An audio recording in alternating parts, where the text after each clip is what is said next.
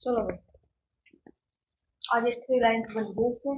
English की copy में बनती है ना, जैसे बच्चों को बना कर देते हैं, जैसे बच्चा कॉपी भूल जाता है करके मैडम बना के नहीं देती कि लो भाई आज इसको ना मैथ भूल जाके इंग्लिश कॉपी बना कर दे कि भाई कॉपी बन गई है। की बिहेवियर क्या होता है, हेल्पिंग बिहेवियर क्या होता है। पेपर में ना सिर्फ सिंपल देंगे आपको कि की बिहेवियर क्या होता है, निम्नलिखित में से कौन से की बिहेवियर है, निम्नलिखित में से कौन से हेल्पिंग बिहेवियर है। ठीक है, दो तरीके के होते हैं। एक ही साथ वाली क्लास वाले चोर है, मारकर ले जाते हैं उठा के।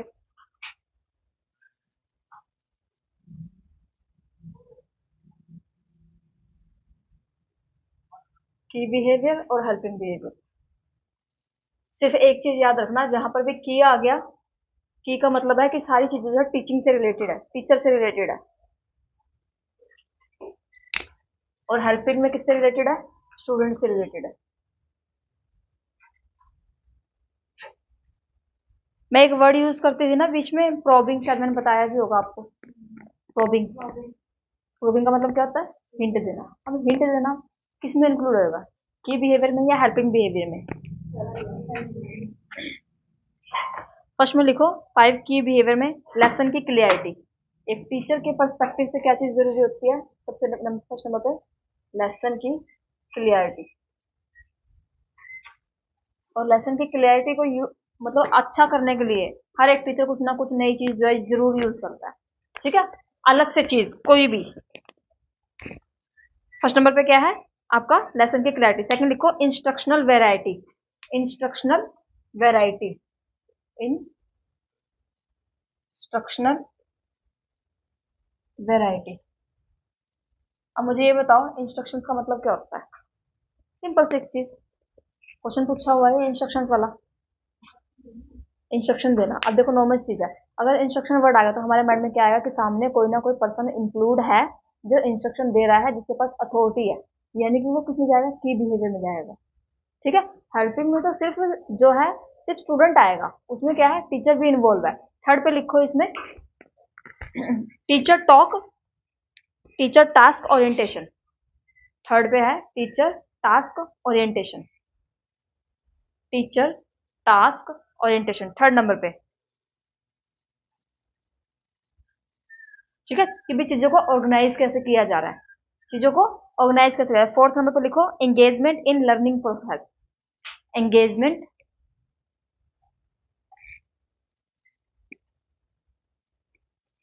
ENGAGE, engagement in learning process.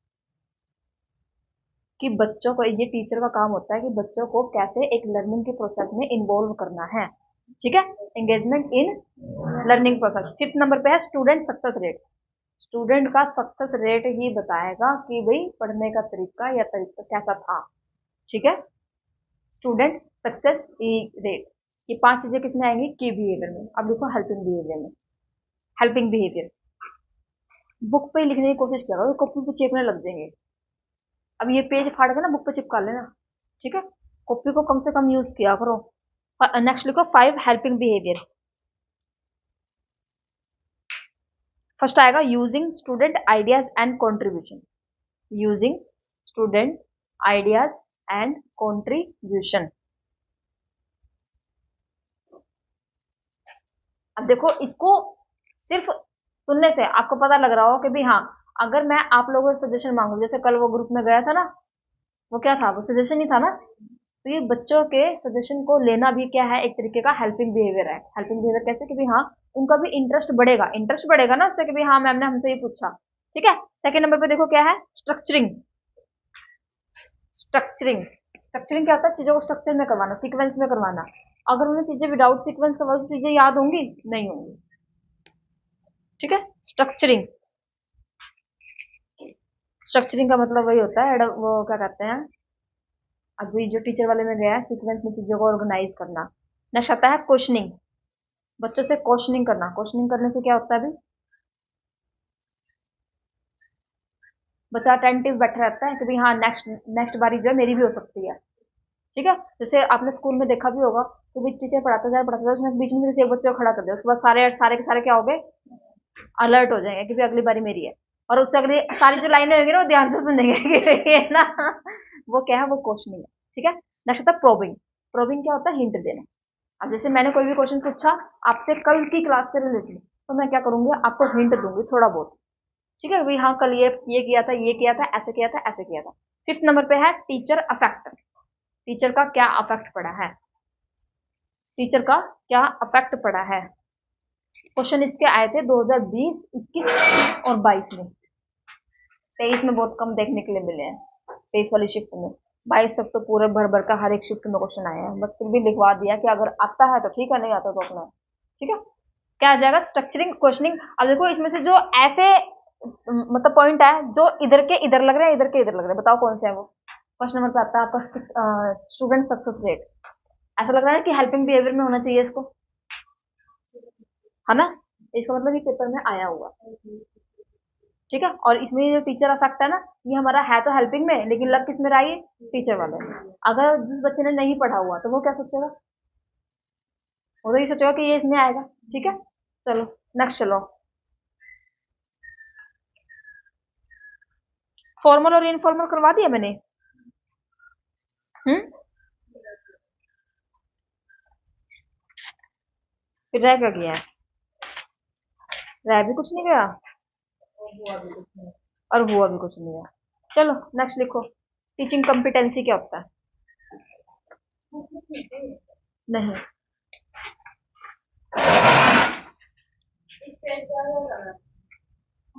Teaching competency मुझे तो पता नहीं, लो दिखा सकती हूँ।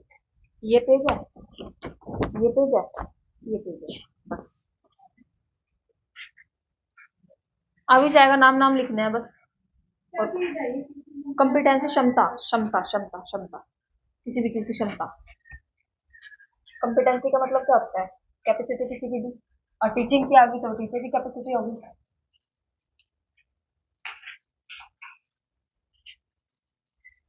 लाइन तो लगाई थी इसलिए कि पीछे से जब क्लास रिकॉर्ड होती है तो वो ठीक नहीं होती।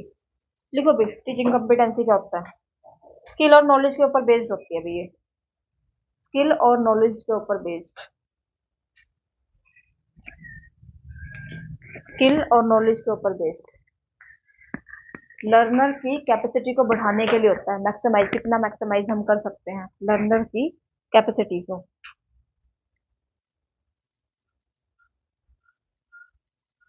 4 डोमेन्स होते हैं इसके।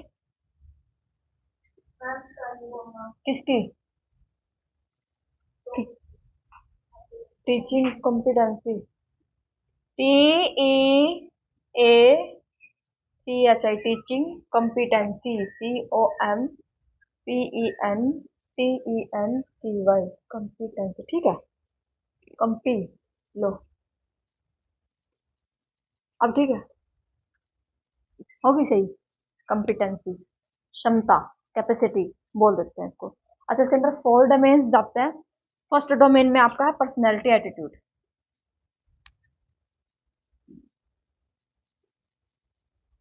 Personality attitudes. सेकंड नंबर पे है बिहेवियरल, बिहेवियर से रिलेटेड। थर्ड पर है स्टाइल रिलेटेड। स्टाइल कौन से, जो हम मारते हैं वो? हम्म।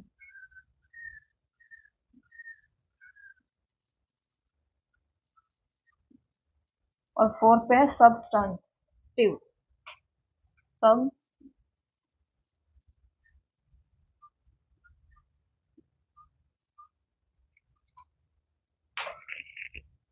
सबस्टांटिव।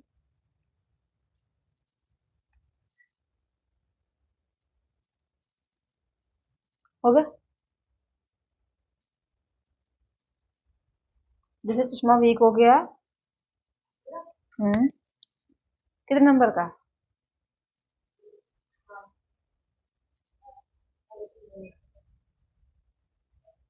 है, देखो कौन बोल रहा है आपको, कितने नंबर का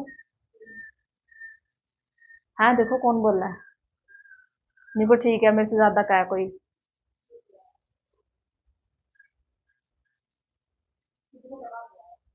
अच्छा, अब तो अच्छे लगते हैं, स्पेक्स सभी लगाते हैं मोस्टली, है ना?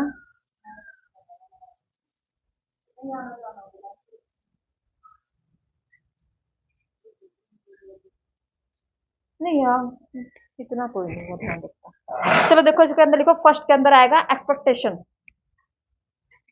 एक टीचर की क्या होगा, एक्सपेक्टेशन जो है हमेशा पॉजिटिव होनी चाहिए, नेगेटिव नहीं होनी चाहिए। ठीक है, लिखो फर्स्ट में पर्सनैलिटी में आएगा ये, एक्सपेक्टेशन जो है वो पॉजिटिव होनी चाहिए। हाँ हाँ, इसके अंदर ऐसे ऐसे करके, अब ऐसे आएंगे, इनके अंदर आएंगे अब।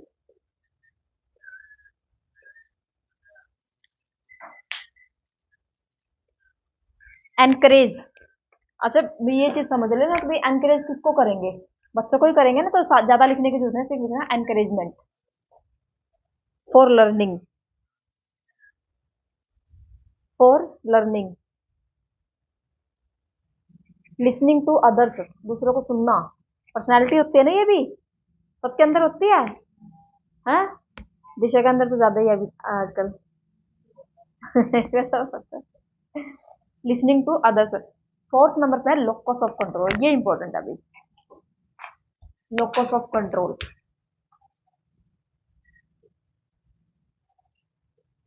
है। लोकस ऑफ कंट्रोल दो तरीके का होता है, एक होता है एक्सटर्नल, एक होता है इंटरनल। किसी पर्सन ने, क्या हो गया, किसी पर्सन ने कोई बात बोली और मुझे तुरंत गुस्सा आ गया, तो क्या मेरा ऊपर कंट्रोल है अपना? नहीं है ना। ये तो हो गया एक्सटर्नल। एक होता है इंटरनल, किसी हाउस ने बोला मुझे गुस्सा नहीं आया, वो क्या है, तो अच्छा कौन सा है, इंटरनल या एक्सटर्नल? इंटरनल। लिख लो, लोकस ऑफ कंट्रोल। इसको कहने का मतलब ये भी रह सकता है लोकस ऑफ कंट्रोल, जो इजीली किसी भी सिचुएशन में जो फिट हो सकता है, फ्लेक्सिबल बना लगता है, झुकने के लिए, भाई झुक जाओ चलो। ठीक है, नेक्स्ट चलो, एम्पथी। फिफ्थ नंबर पे है कि नहीं, एम्पथी। एम्पथी क्या होता है, एम्पथी और सिंपथी। लेना है, सिंपथी वो एम्पथी है, जो अंदर से फीलिंग आती है। जैसे जैसे तुम अपनी सास को बोलते हो कोई बात नहीं, कोई बात नहीं, कोई बात नहीं, लेट गो। हाँ, नहीं वो सिंपथी है। एम्पथी एक्चुअल में मुझे फील हो रहा है कि भाई ये पर्सन जो है दुख में है, किसी के फैमिली में डेथ हो जाए, तो क्या हम दिखावे के लिए जाएंगे वहां पे? हम दिखावे के लिए नहीं जाएंगे। वो एक्चुअल में हमें भी फील हो रहा है कि भाई हाँ चलो ठीक है जैसा दिखा, बट गलत हुआ, बोलते हैं ना, या फिर वहां जाके ये बोलते हैं अच्छा हुआ। सुना है कभी किसी को बोलते हैं, चाहे कोई कैसा भी पर्सन क्यों ना हो, यही बोलते हैं ना कि भाई एम्पथी एक्चुअल में फील हो रहा है। और सिंपथी, ठीक है हाँ मैं समझ रही हूँ, मैं समझ रही हूँ, जैसे हमारी सहेलियां बोल देती है ना कभी कभी, वो अपना दुख बता रहे होते हैं तो हम क्या कहते हैं, हाँ हाँ मैं समझ रही हूँ, मैं समझ रही हूँ, समझ रही हूँ। वो क्या है, वो सिंपथी है। एम्पथी एक्चुअल में फील हो रहा है। ठीक है, ठीक है। चलो नेक्स्ट चलो, self efficacy. Self efficacy, EFFICACY। Self efficacy का मतलब सेल्फ कैपेबिलिटी को देखना कि मेरी एफिशिएंसी कितनी है। एफिशिएंसी का मतलब क्या है, काम करने की क्षमता कितनी है मेरी, सेल्फ एफिकेसी। कॉन्फिडेंस कितना है मेरे अंदर। लिख लो, ये लोकस ऑफ कंट्रोल इंपॉर्टेंट है और आपको सेल्फ एफिकेसी इंपॉर्टेंट है। सेल्फ, इसकी ना गोद में बैठ जाओ बातें करने के लिए। तभी तो एक दूसरे के अंदर घुसे जा रहे हो, घुसे जा रहे हो, क्या बातें करते हो ऐसे? हाँ रहने दो, मैं पागल हुई यहाँ बैठी हुई हूँ है ना, मुझे पता नहीं चलेगा, एक्सप्रेशन से ही पता चल जाता है। अगर अगर आंखों से भी बात करते हैं ना तो भी पता चल जाता है। हम्म। अभी क्या करें, हम बोले भी है,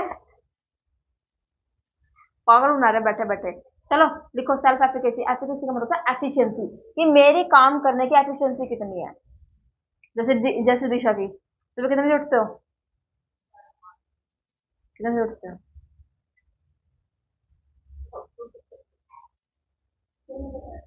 नहीं मुझे याद नहीं है, कितने बजे? 4, 4:30। हम्म। क्या होगा? नहीं, क्या हो गया? अच्छा, बताता सेंटर पे जा जाकर पूछे यहाँ, बताओ किसी गाड़ी गाड़ी होगी? मेरे पास गाड़ी होगी, बताओ जरा।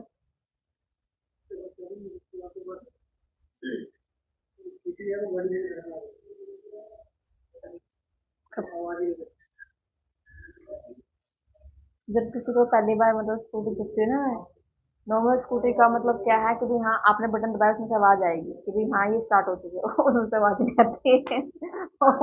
वो बटन दबाते रहते हैं, ये चल नहीं रही है, नहीं ऐसी चलती है, चल गई है ये। इलेक्ट्रिक वाले में से आवाज नहीं आती, बस बटन दबा दिया, उसमें से ग्रीन ग्रीन लाइट होगी उसमें, बस वो अपने आप चल गया वो। सबको ऐसा लगता है कि भाई हाँ इसमें से ना आवाज नहीं आ रही इसमें से। इनके साथ भी हुआ था। मेरे तो ये तो कह रहे हैं वो बहुत खतरनाक है। और देखो उसकी बिल्कुल भी आवाज नहीं है, बिल्कुल भी नहीं। और मैं घर पहुंचती हूँ ना, मेरे घर में किसी को नहीं पता लगता कि मैं आ गई हूँ, और मेरे दोस्त को पता चल जाता है कि वो आ गई है मैडम। हाँ कहाँ धक्के खा के आई है। चलो नेक्स्ट, चलो सेवंथ हो गया ना, सेल्फ एफिकेसी। नेक्स्ट लिखो एट्थ नंबर पे, encourage high order thinking. Encourage high order thinking, high order thinking. Next लिखो नाइन्थ नंबर पे, बस ये छोड़ दो, बस बस है, एयर टू है, एम्पैथी ने लिखा, कल्चरली सेंसिटिव लिखो। कल्चरली मूवी देखी है टू स्टेट है, वो वही है, कल्चरल सेंसिटिव।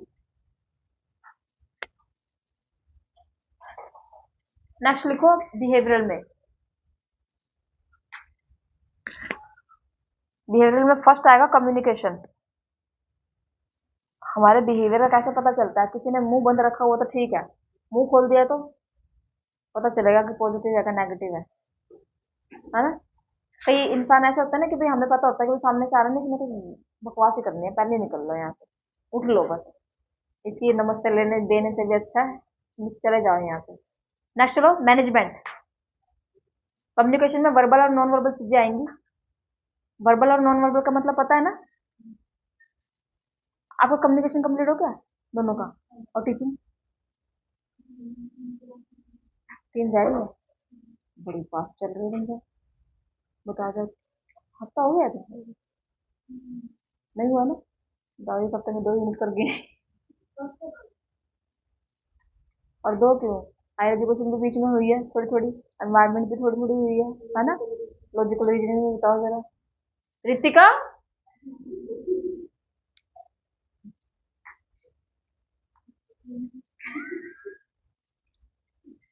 इनका तो फायदा हो गया है ना, ज्यादा ही हो गया। चलो नेक्स्ट चलो मैनेजमेंट। मैनेजमेंट लिख लिया सेकंड नंबर पे। थर्ड नंबर पे आता है इनोवेशन। इनोवेशन हमारे बिहेवियर के ऊपर ही डिपेंड करता है कि हम चीजें इनोवेट कर सकते हैं या नहीं कर सकते। क्या सभी बच्चे रिसर्च कर सकते हैं? नहीं कर सकते ना। जो हायर स्टडी में जाएगा उसके बाद भी किसी का इंटरेस्ट होगा, किसी का नहीं होगा, जो बच गया शादी करने से वो कर जाएगा, जिनका कुछ नहीं पता कुछ शादी के बाद कर लगता है ना फिर। चलो नेक्स्ट चलो, फोर्थ नंबर पे मॉनिटरिंग। मॉनिटरिंग क्या होता है? Monitoring, MONITORING। मॉनिटरिंग, जब तक क्वेश्चन नहीं शुरू होंगे ना, जब तक मेरी भी हालत डाउन सी रहेगी। क्वेश्चन करने में ज्यादा मतलब कि वो आता है, एफर्ट नहीं कह सकते, मजा आता है। इन द सेंस ये कह सकते हो क्योंकि अलग अलग तरीके के क्वेश्चन और अलग अलग टॉपिक पढ़ने को, एक टॉपिक पढ़ा तो बोर हो जाते हैं। मॉनिटरिंग अगर कहीं पे वर्ड आ गया ना, तो उसका सीधा सा मतलब है इवेल्युएशन, एक्सेस करना, एक्सेस नहीं असेस करना। एसेस मतलब जांच करना किसी भी चीज की। लिख लो इसको स्लैश डाल के, असेस या फिर इवेल्युएशन, मूल्यांकन। मॉनिटरिंग में आप खुद का भी कर सकते हो और दूसरों का भी कर सकते हो, ठीक है? बिहेवियर को देखना। फिफ्थ नंबर पे आएगा अचीवमेंट। अच्छा भाई 2023 का पेपर था, पता नहीं कौन सा था, उसमें इसके ये 5 टाइप्स आए हुए थे, कम्युनिकेशन बिहेवियरल जो है किसी भी पर्सन का किस चीज के ऊपर डिपेंड करता है? आंसर था ऑल ऑफ द अबव, क्योंकि इसमें सारे ही लिखे हुए थे, कम्युनिकेशन, मैनेजमेंट, इनोवेशन, मॉनिटरिंग और अचीवमेंट। ठीक है। अचीवमेंट्स के अंदर दो चीजें आती हैं, प्रायर नॉलेज आती है बच्चे की। प्रायर नॉलेज का मतलब क्या होता है? Prior knowledge, past knowledge. ठीक है। तो यहाँ आने से पहले जो भी नॉलेज आपकी थी वो क्या थी? वो प्रायर नॉलेज थी। यहाँ आने के बाद उसी नॉलेज में नई चीजों को ऐड कर देगा तो क्या बन गया? एक्यूमुलेशन। ठीक है। और न्यू नॉलेज मिली कोई भी तो वो क्या हो जाएगा? एकोमोडेशन। नेक्स्ट चले, हो गया सेकंड भी। थर्ड, स्टाइल क्रेडिट में तो कुछ नहीं है, जो इसमें लिखा हुआ ना सेम वही चीज होती है, सेल्फ एफिकेसी, फ्लेक्सिबिलिटी। ठीक है। और फोर्थ पे है आपकी फीडबैक से रिलेटेड है। सब्जेक्ट मास्टरी फोर्थ में, जो सब्सटैंटिव है ना उसमें लिख लो, सब्जेक्ट मास्टरी और आपका फीडबैक, प्रोवाइडिंग फीडबैक, दो चीजें लिख लो इसमें। एक तो सब्जेक्ट मास्टरी, सब्जेक्ट में मास्टर होना, अपने सब्जेक्ट का मास्टर होना। और नेक्स्ट आता है आपका फीडबैक प्रोवाइड करना। अगर किसी ने आपसे कोई भी क्वेश्चन पूछा तो फीडबैक प्रोवाइड करोगे ना कि नहीं? वो चीज, टीचिंग कॉम्पिटेंसी, क्षमता दिखाना। आपकी बुक में टॉपिक है सीबीसीएस, देखना जरा, टीचिंग में है सीबीसीएस।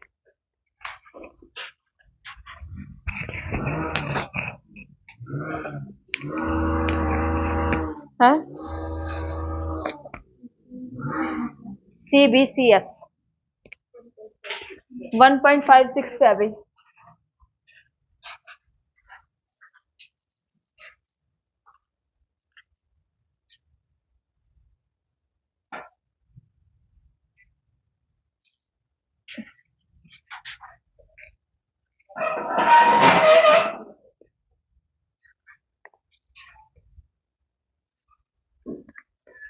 मिल गया?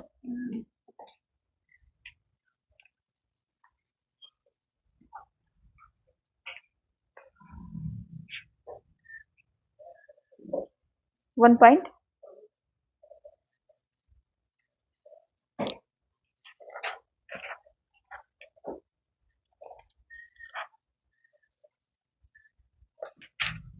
मुझे तो मिला नहीं। अच्छा देखो भाई, सीबीसीएस क्या है, क्या आपको एक एक लाइन इसमें से पढ़नी पड़ेगी कि ये किस चीज से रिलेटेड है। ठीक है, किसके द्वारा बनाया गया है, क्या चीजें इसमें इंक्लूड है, क्या चीजें नहीं है। देखो फुल फॉर्म क्या है? Choice based credit system. हम अपनी चॉइस के हिसाब से सब किसी भी चीज को कर सकते हैं। जैसे आजकल हो गया है ना, क्या कहते हैं, प्लस टू में मेरे भतीजे ने कॉमर्स लिए, कॉमर्स के साथ में उसने लिए फिजिकल एजुकेशन। वो क्या है? चॉइस बेस्ड क्रेडिट सिस्टम ही है, कि भाई उसने जो है अपनी पसंद के हिसाब से कॉमर्स के साथ में एक सब्जेक्ट जो है उसका रख लिया, आर्ट्स का रख लिया, कोई भी इलेक्टिव कुछ भी रख सकते हो आप। ठीक है, वो चीज़ क्या है? वो चॉइस बेस्ड क्रेडिट सिस्टम है। और इसमें क्या क्रेडिट मिलते हैं बच्चे को? क्या मिलते हैं? क्रेडिट मिलते हैं। अगर यही क्रेडिट हमें स्वयं में चाहिए, स्वयं करवाया था ना ऑनलाइन कोर्स, उसमें कितने परसेंट क्रेडिट मिलते हैं? अब 40। ठीक है, एग्जाम करने के बाद कितने मिलते हैं? 40% मिलते हैं, जो कि हमारे उसमें इन्वॉल्व हो जाते हैं जब हम कहीं पे एडमिशन लेने जाते हैं ना वहां पर। देखो फर्स्ट लाइन है इसमें कि भाई ये यूजीसी के द्वारा है भाई, ministry of education had brought new education policy to bring our reform in Indian system. UGC किसके द्वारा दिया हुआ है? यूजीसी, यूजीसी को अंडरलाइन कर लेना।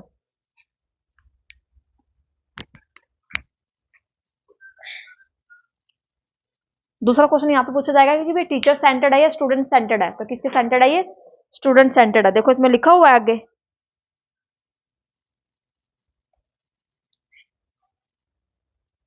किस चीज के बारे में बात की गई है इसमें? इक्विटी और efficiency, academic excellence. Equity, equity क्या होता है? इक्वालिटी तो समानता हो गई, इक्विटी जिसको जरूरत, जितनी जरूरत है। ठीक है, इक्विटी। और क्या है आपका? एफिशिएंसी और एकेडमिक एक्सीलेंस। ठीक है। नेक्स्ट पैराग्राफ में है, फ्लेक्सिबल है या रिजिड है? क्वेश्चन यही बनता है कि भी सीबीसीएस या फ्लेक्सिबल है या फिर रिजिड है। ठीक है, फ्लेक्सिबल है। कन्वेंशनल है या फिर नॉन कन्वेंशनल है? ठीक है, नेक्स्ट चलो लिख लो, इसमें ये लिखा नहीं हुआ ये कन्वेंशनल नॉन कन्वेंशनल।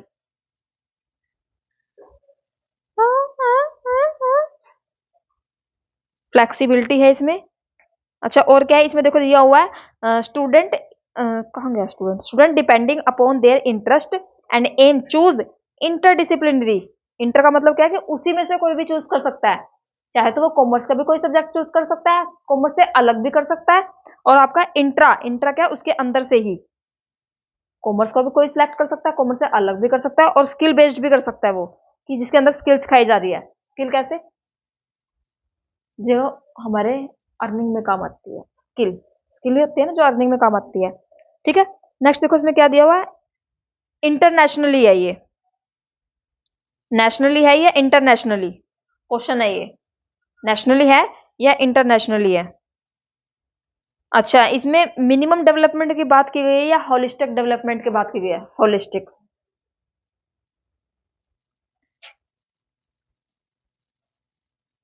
नेक्स्ट लिखो इसमें इंटेंसिटी एंड टीचिंग आवर्स के बारे में बात की गई है। इंटेंसिटी लिखा नहीं हुआ इसमें, लिख low intensity and teaching hours के बारे में। इंटेंसिटी का मतलब क्या होता है,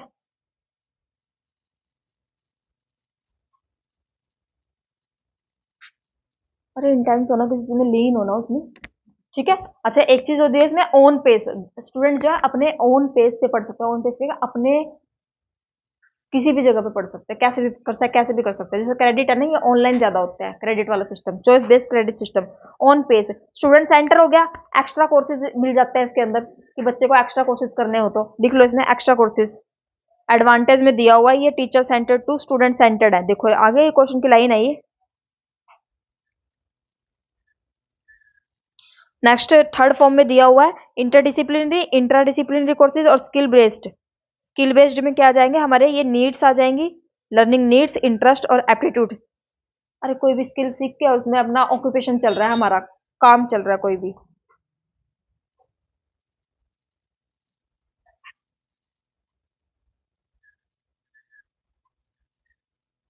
ठीक है, आउटलाइन में देखो चार चीजें दी हुई हैं, कोर, इलेक्टिव और फाउंडेशन। कोर, इलेक्टिव और फाउंडेशन।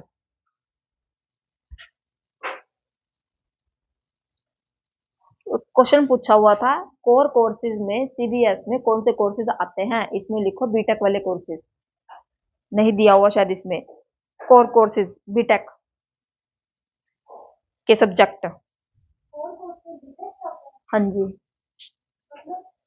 कोर कोर्सेज मतलब जिनके ऊपर ज्यादा फोकस किया जाता है। अरे इनका बीटेक का मतलब बताना। हाँ, degree degree degree degree degree, हाँ हाँ, टेक्निकल से रिलेटेड कोर सब्जेक्ट जो होते हैं वो टेक्निकल से रिलेटेड आएंगे। कोर में, इलेक्टिव में आएंगे जिनसे हम अपनी स्किल को इंक्रीज करते हैं, स्किल इंक्रीज करने वाले, प्रोफिशिएंसी को इंक्रीज करने वाले।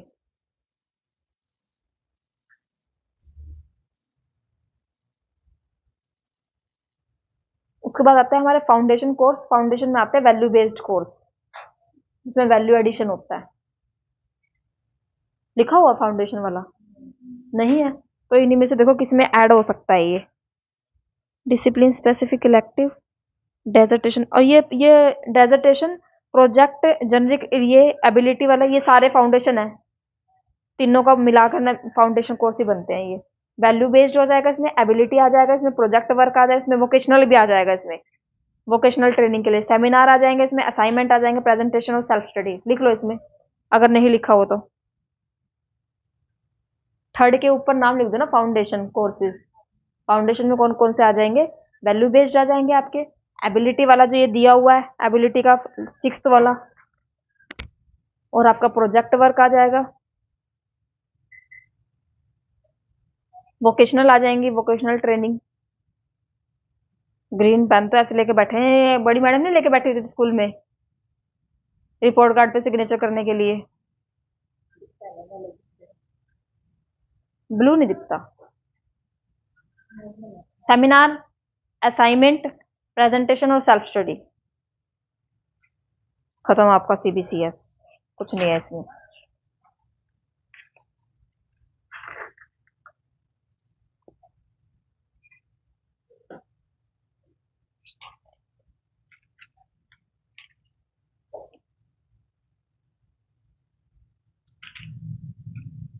क्वेश्चन कितने प्रैक्टिस हो गए हैं इसके?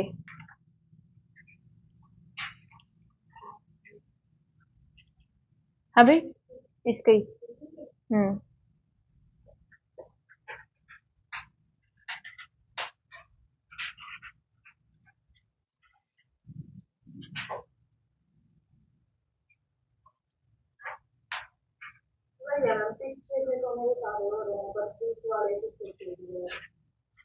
एक आधा पेज आज कर लेना, ठीक है। और दिवाली दिवाली कर रही हूँ, होली नहीं, मतलब मार्च खत्म होने से पहले पहले अपना सारा फोकस जो है सेकंड पेपर पर लगा दो, ठीक है। क्योंकि पेपर वन की जितनी यूनिट जितनी चीजें जो है सिलेबस में से करनी थी वो हो चुकी है तुम्हारी, ठीक है। अब तो जितनी सारी चीजें है ना वो सारी होंगी पीवाईक्यू के थ्रू, क्योंकि तभी वो याद रहेंगी, ऐसे याद नहीं रहेंगी। कम से कम 60 दिन तो पेपर उसको भी देना जरूरी है पीवाईक्यू को। आसान नहीं है, बहुत मुश्किल मुश्किल आए हुए हैं पीवाईक्यूज, पता नहीं कहाँ कहाँ से। बेस हो चुका है क्लियर, बेस के बिहाफ पे अब पीवाईक्यूज निकले हैं कि हाँ कितनी चीजें हमने सीखी है। जितनी चीजें सीखी है ना वो माइंड में से जाएंगे, जैसे टीचिंग सीख लिया, कम्युनिकेशन सीख लिया, वो जाएंगे नहीं, वो बेसिक थे वो, ठीक है। आरसी हो गया है हमारा, आरसी देख लेंगे कल, एक कल 2 आरसी सॉल्व कर लेंगे, ठीक है, वॉल्यूम 4 में से। और कल 2 कर लेंगे, उसके बाद 2 एक होली के बाद कर लेंगे, ठीक है। मतलब कंप्लीट ही हो जाएंगे मेरे ख्याल से, 8-10 तो यही हो जाएंगे तुम्हारे, 7 हो गए ना, 11 हो जाएंगे, ठीक है। ये बुक खत्म होगी, दूसरी वाली बुक में से स्टार्ट हो जाएंगे पेपर तक, ठीक है। और सेकंड पेपर में थोड़ा सा फोकस रखो। अब क्वेश्चंस करेंगे, जितने दिन बचे हैं ना तो फिर कम करवाऊंगी, क्वेश्चन ज्यादा करवाऊंगी। तो फिर ढूंढने पड़ रहे हैं, तुम्हें कहाँ कहाँ से निकालने पड़ रहे हैं। बुक वाले तो इम्पोर्टेंट सारे सारे